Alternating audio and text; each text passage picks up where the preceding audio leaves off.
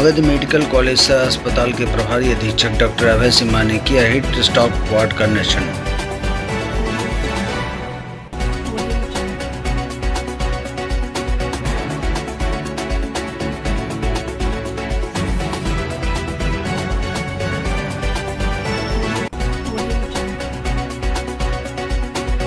ये मुझे लगता है कि हीट स्ट्रोक के लिए कोई मरीज़ को कोई भी असुविधा नहीं होगी, क्योंकि हीट स्ट्रोक में सबसे बड़ी चीज़ है कि जो बॉडी का टेम्परेचर है वो 104 डिग्री से के करीब चला जाता है, तो उसमें ब्रेन काम करना, मल्टी ऑर्गन फेलियर होती है।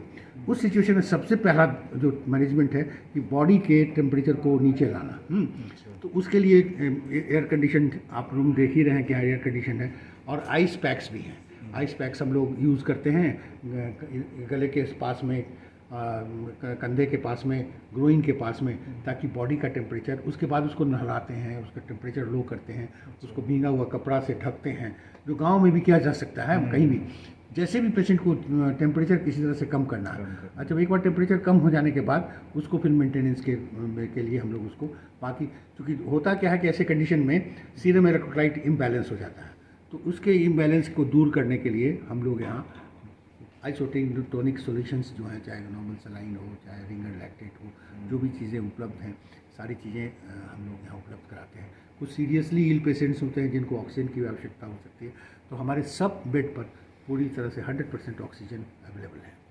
और यहाँ सिस्टर भी काफ़ी एक्टिव हैं। ये लोग, जो लोग एक्सपर्ट लोग हैं, उनको यहाँ रखा गया है ताकि वो लोग मैनेजमेंट के हैं हिसाब से क्रिटिकल पेशेंट्स को प्रॉपरली मैनेज कर सकें।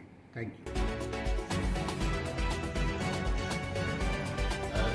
निवर्तमान चेयरमैन प्रतिनिधि अजय शंकर उर्फ कनक पांडे ने आचार संहिता को लेकर प्रशासन और सत्ता के पक्ष पर लगाया गंभीर आरोप।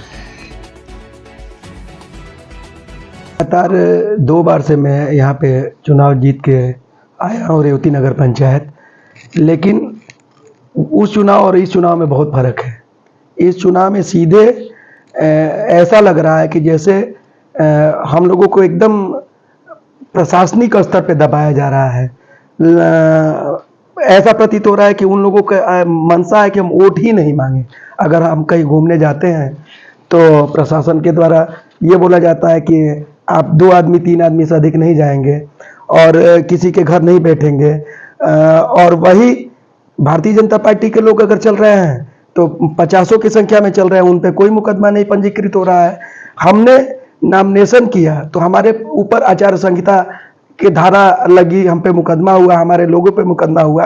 वही जितने और प्रत्याशी थे रेवती में, उन सारे लोगों ने जुलूस के साथ अपना नॉमिनेशन किया, तो किसी पे आचार संहिता उल्लंघन का मामला नहीं बना।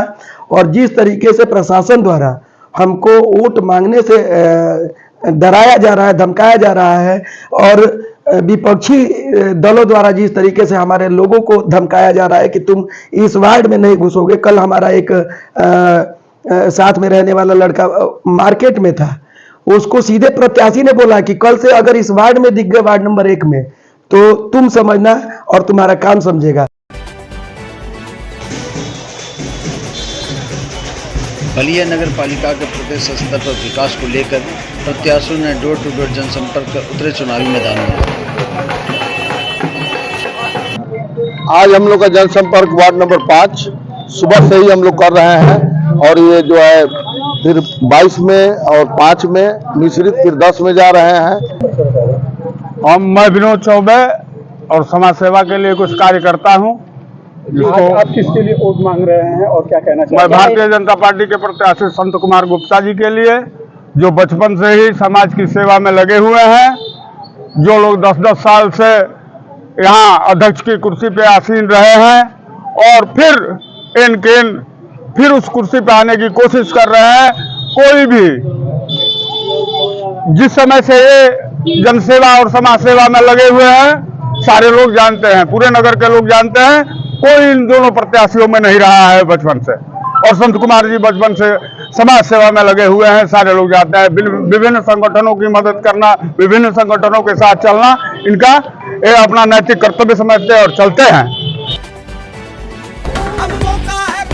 दिखा जलवा, मंजिल खुद आई पास, दिखा जलवा, सांसों को दहक ले